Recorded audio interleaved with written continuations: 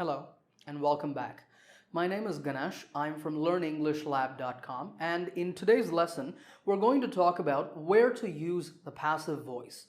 I'll show you 4 common situations where we prefer to use the passive rather than the active voice. Alright, let's start by making sure we understand the difference between the active and the passive voice. Take a look at these sentences I have over here. Eddie kicked the ball. That's in the active voice. In the passive, the ball was kicked by Eddie. Now, notice that both of these sentences are saying the same thing. That is, the meaning is the same. It's just the expression that's different. We're going to split these sentences into 3 parts called the agent, the action, and the receiver. I'll explain to you what these mean. Let's start with the action. In both of these sentences, the action is kick. So the basic verb is kick.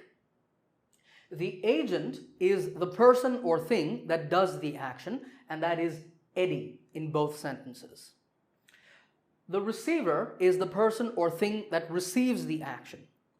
In this case, it's the ball that receives the kick, so the receiver is the ball. Okay, so now what's the major difference between the active and the passive voice?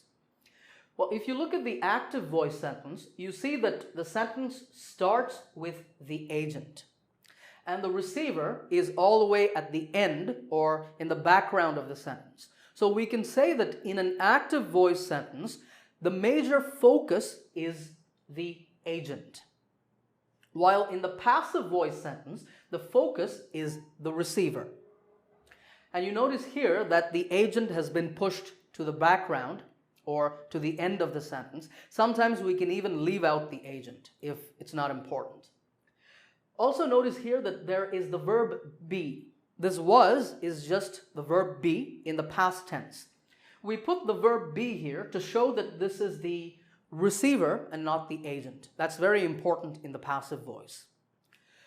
Okay, so now we know that if we write or say a sentence in the passive voice, that is because we want to focus on the receiver and we don't want to focus on the agent.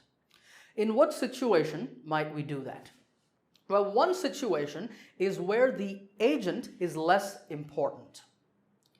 Now let me give you an example. There's this hotel near my home. It's a very popular hotel, but there was one problem, and that problem was the hotel looked very old. It was an old hotel. But recently, I learned that they have renovated the hotel.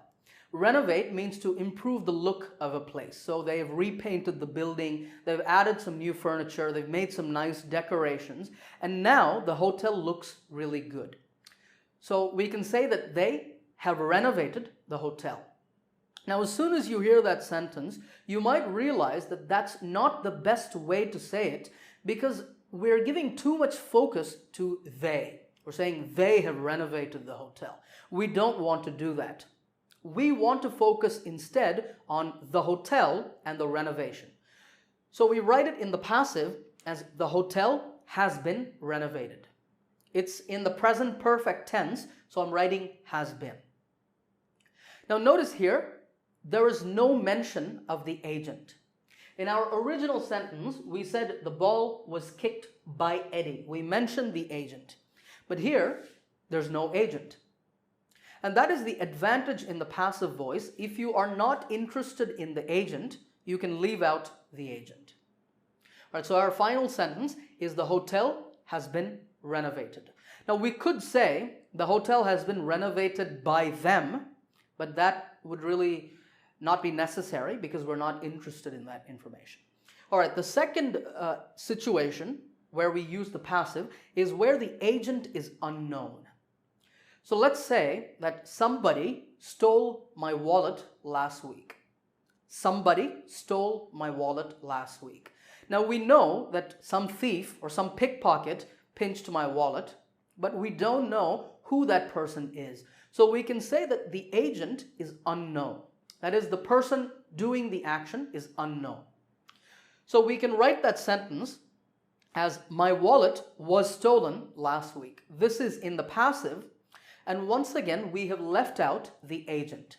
The reason here is that that agent is unknown. So we're focusing entirely on the wallet because after all, that's what's important to me, my wallet, right?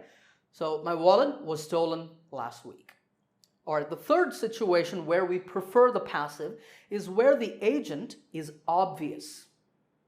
Let's say that the police found the thief who stole my wallet, and the police arrested the thief yesterday. The police arrested the thief yesterday.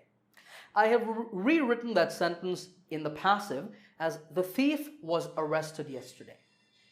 Now obviously this sentence focuses on the thief, but also when I tell you the thief was arrested yesterday, you know immediately that it was done by the police, because only the police can arrest people. So there's no need to mention the police here. That's why we're saying that the agent is obvious. That means the agent is clear, and anyone hearing the sentence can immediately guess who did the action. So we can leave out the agent and we can write the sentence in the passive voice when the agent is obvious. All right, the final situation where we often prefer to use the passive is when we want to develop a topic. This is when you have two or more sentences that talk about the same topic. Like in this example, Harry Potter is a fantasy novel. J.K. Rowling wrote it. It refers to Harry Potter. Now we are interested in the second sentence.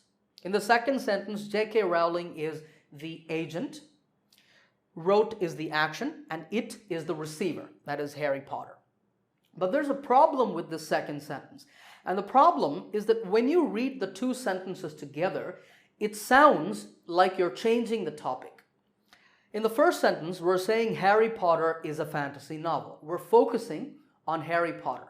But when we come to the second sentence, suddenly we're saying J.K. Rowling. And J.K. Rowling wrote it. That causes, it can throw off your listener a little bit. So it would be better to write this sentence in the passive so that we can focus on Harry Potter. So let me rewrite this sentence. All right, and there it is. It was written by J.K. Rowling. Now read the two sentences together. Harry Potter is a fantasy novel. It was written by J.K. Rowling. Notice in this sentence, or in this case, we're flowing smoothly from the first sentence to the second sentence. We're keeping the topic the same. That is a very important use of the passive voice. All right, before we end this lesson, I want to tell you quickly where not to use the passive voice. Now, we saw these four situations where we prefer the passive. But in some cases, you can only use the active voice. You cannot use the passive. Remember that the agent-receiver relationship is very important for passive sentences. But some sentences have no receiver. How is that possible, you might think? Doesn't every sentence have a receiver? Well, not necessarily. When I say, I'm happy, there's no receiver in that sentence. Or if I say, the baby cried, again, there's no receiver. So for sentences like that, there is no passive voice. You can only use the active voice. Now, if a verb does not have a receiver, like cry, laugh, am, like I'm happy, etc., then we call that verb, we call it an intransitive verb. That's a verb that has no object or receiver. The passive voice is only possible for transitive verbs, that is, verbs that take an object, like kick, steal, arrest, write, etc. So that's very important to keep in mind. Also keep in mind that we use the passive voice more in writing and less in speech. So if we're talking, it's natural to use the active voice. So I might say, hey, guess what? They've renovated the hotel. They have renovated the hotel. That's an active voice sentence. Or, someone stole my wallet last week. That's also perfectly natural to say. Or, hey, you know what? The police arrested the thief yesterday. That is in the active voice, and in speech, it's very common to do that. So remember just that difference. All right, I hope you enjoyed this lesson. Remember to subscribe to this channel, and I'll see you in another lesson soon.